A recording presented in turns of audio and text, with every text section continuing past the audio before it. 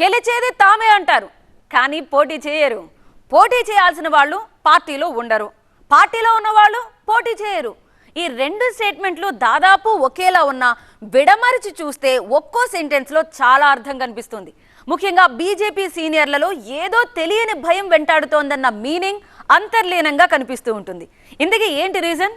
అసెంబ్లీకి పోటీ చేయడానికి అడ్డుస్తుంది ఏంటి? లోక్సభకే పోటీ చేస్తామనడంలో అర్థం ఏంటి సుమా?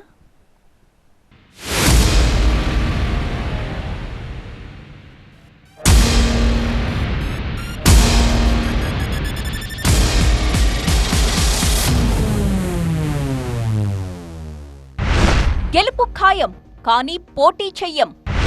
బీజేపీలో ఇదో వింత. సీనియర్లే దూరంగా ఉంటే ఎలా? ఏం సిగ్నల్స్ పంపుతున్నారు వీళ్లంతా? తెలంగాణలో అధికారం మాదే. ఇప్పటికీ ఇదే మాట వినిపిస్తోంది బీజేపీ నేతల నుంచి. కానీ ఆ డైలాగులు ఎవరైతే చెబుతున్నారో, గెలుస్తామని ధీమాగా చెబుతున్నారో వాళ్లే పోటీకి దూరంగా ఉన్నారు. అంటే సమాజానికి ఏం మెసేజ్ ఇద్దామనుకుంటున్నారు? జనానికి ఆ మాత్రం కూడా అర్థం కాదని ఫీలింగా? పార్టీకి రాష్ట్ర అధ్యక్షుడిగా ఉన్న వ్యక్తే నేను అసెంబ్లీకి పోటీ చెయ్యను, లోక్సభ ఎన్నికలే నా టార్గెట్ అంటుంటే అందులో అర్థం ఏంటసలు? పోనీ ముందు నుంచి ఇదే మాట వినిపించి ఉంటే అది వేరు. ఎప్పటి నుంచో అనుకుంటున్నదే కదా అని లైట్ తీసుకునేవాళ్లు. బీజేపీ గ్రాఫ్ పీక్స్ లో ఉన్నప్పుడు ఏమన్నారో ఎవరూ మరచిపోలేదు. సూపర్ 30 మాదిరి ఫస్ట్ లిస్ట్ విడుదల చేస్తామన్నారు. ఆ జాబితాలో ఎమ్మెల్యేలుగా గెలిచిన వాళ్లు, ఎంపీలుగా ఉన్నవాళ్లు, పబ్లిక్ లో ఇమేజ్ ఉన్నవాళ్లు ఉంటారని పెద్ద హైప్ క్రియేట్ చేశారు. అంటే కిషన్ రెడ్డితో సహా ఎంపీలుగా, ఎమ్మెల్యేలుగా ఉన్న వాళ్లంతా పోటీ చేస్తారని అనుకున్నారంతా. తీరా చూస్తే చాలా మంది సీనియర్లు పోటీకి దూరంగానే ఉండిపోయారు. పైగా డైరెక్ట్ స్టేట్మెంట్స్, తాము ఈసారి అసెంబ్లీకి పోటీ చేయడం లేదు అని. అదేంటి? ఈ సీనియర్లే కదా గతంలో ఎమ్మెల్యేలుగా పోటీ చేసి గెలిచింది. మరి అలాంటి వాళ్లకు ఏమైంది ఈసారి?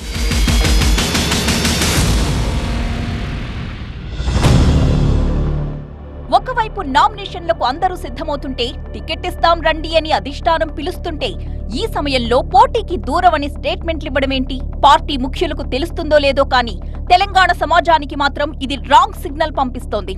ఏం బండి సంజయ్, ధర్మపురి అరవింద్, సోయం బాపురావు వీళ్లంతా ఎంపీలే కదా, ఇప్పుడు అసెంబ్లీకి పోటీ చేస్తున్నారు కదా అని ప్రశ్నించొచ్చు.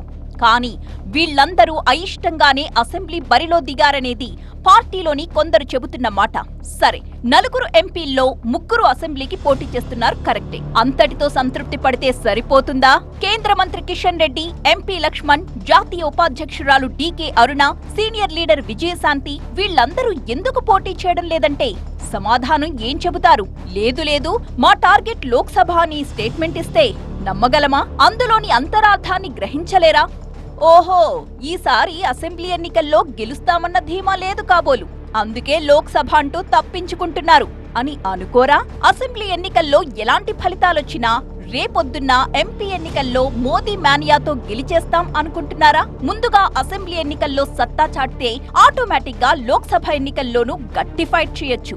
లేదంటే ఈసారికి ఇలా కామ్ గా ఉండి అసెంబ్లీ ఎన్నికల్లో ఫలితాన్ని బట్టి ఉండడమో వెళ్లిపోవడమో ఒక నిర్ణయం తీసుకుందాం అనుకుంటున్నారా? బీజేపీ సీనియర్ల అభిమతం ఎలా ఉందో కానీ ఇటు క్యాడర్లో అటు ప్రజల్లో మాత్రం ఇదే చర్చ జరుగుతోంది. పైగా ఎమ్మెల్యేగా పోటీ చేసి ఓడిపోతే మళ్లీ వాళ్లనే పార్లమెంట్ బరిలో కూడా తింపుతారు. సో 2 సార్లు భారీగా ఖర్చు పెట్టుకోవాల్సి వస్తుంది. ఇప్పుడు పోటీ చేయకపోవడానికి ఈ భయం కూడా ఒక కారణమన్న చర్చ జరుగుతోంది.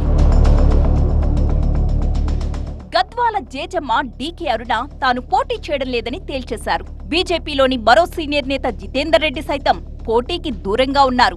ఆయన బదులు తన కుమారుడికి బీఫామ్ ఇప్పించుకున్నారు. ఇక మాజీ ఎంపీ కొండా విశ్వేశ్వర్ రెడ్డి కూడా లోక్సభకే పోటీ తప్ప అసెంబ్లీకి కాదు అంటున్నారు. ఎంపీ లక్ష్మణ్ తాను రాజ్యసభ సభ్యుడిని అంటూ చెబుతున్నారు. మరో సీనియర్ లీడర్ నల్లు ఇంద్రసీనారెడ్డిని గవర్నర్ స్థానంలో పంపించారు. ఇక మల్కాజ్గిరి అసెంబ్లీ నుంచి పోటీ చేస్తారని ప్రచారం జరిగిన రామచంద్రరావు వీళ్లంతా పోటీకి దూరంగానే ఉన్నారు. ఇలా అసెంబ్లీ ఎన్నికలకు దూరంగా ఉండడాన్ని బీజేపీ అధిష్టానం ఏమనుకుంటుందో కానీ క్యాడర్ మాత్రం ఓటమిని ముందే అంగీకరించినట్లేనని ఫీల్ అవుతోంది. పైగా రోజుకో సీనియర్ లీడర్ వెళ్లిపోతున్నా ఉన్న సీనియర్లు పోటీ చేయమని చెప్పేస్తున్నా జాతీయ నాయకత్వం లైట్ తీసుకోవడాన్ని కూడా కొందరు సహించలేకపోతున్నారు. ఇలాగే స్తబ్దుగా ఉంటే మాత్రం వచ్చే పార్లమెంట్ ఎన్నికల నాటికి పార్టీ ఉనికిని కోల్పోయినా ఆశ్చర్యం లేదనే అభిప్రాయం గట్టిగానే వినిపిస్తోంది.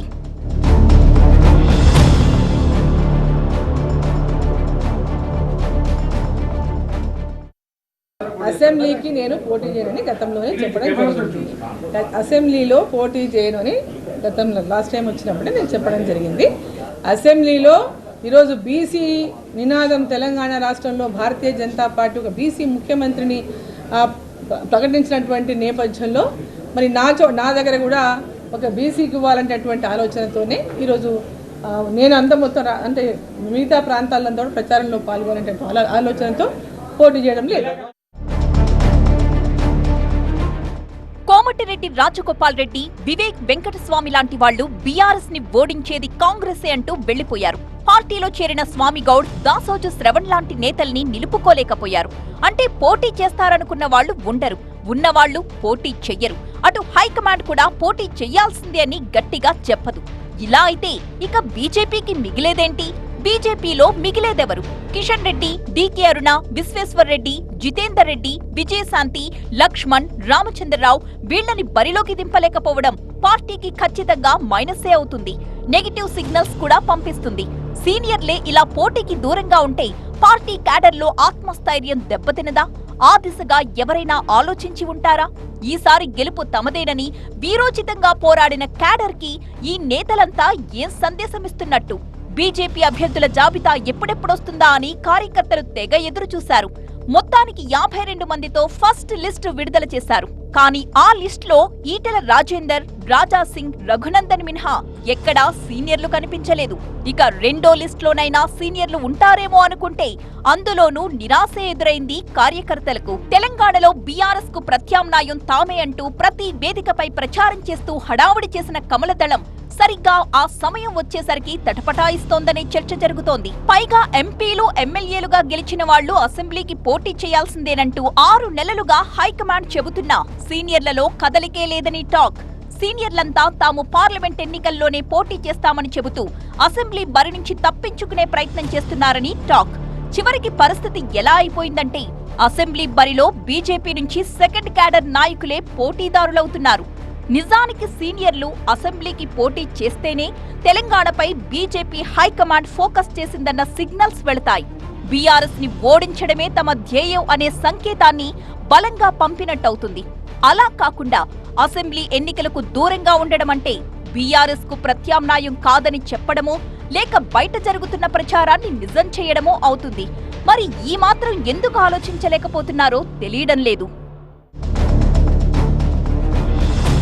ఇంత చెప్పుకుంటున్నాం కానీ ఇంతకీ హైకమాండ్ ఉద్దేశమేంటి? అసెంబ్లీ కంటే లోక్సభ సీట్లే తమకు ఇంపార్టెంట్ అనుకుంటుందా? అందుకేనేమో సీనియర్లు అసెంబ్లీకి పోటీ చెయ్యమని అల్టిమేటం ఇస్తున్నా హైకమాండ్ చూస్తూ ఊరుకుంది. బహుశా తెలంగాణ అసెంబ్లీ ఎన్నికల కంటే పార్లమెంట్ ఎన్నికలే ముఖ్యమని బీజేపీ భావిస్తుందేమో. కేంద్రంలో మరోసారి అధికారంలోకి రావాలంటే లోక్సభ స్థానాల్లోనే గెలవాలి. అందుకేనా సీనియర్లను పక్కన పెడుతోంది? బీజేపీలో జరిగిన అంతర్గత మీటింగ్లోనూ పార్లమెంట్ ఎన్నికల్లోనే తాము పోటీ చేస్తామని సీనియర్లు చెప్పినందునే ఈ 2 లిస్టుల్లో వాళ్ల పేర్లు లేవు అన్న చర్చ జరుగుతోంది. ఫైనల్ గా జనంలో వినిపిస్తున్న టాక్ ఒక్కటే, సీనియర్లు పోటీకి దూరంగా ఉండడం అంటే దేర్ ఈజ్ సంథింగ్.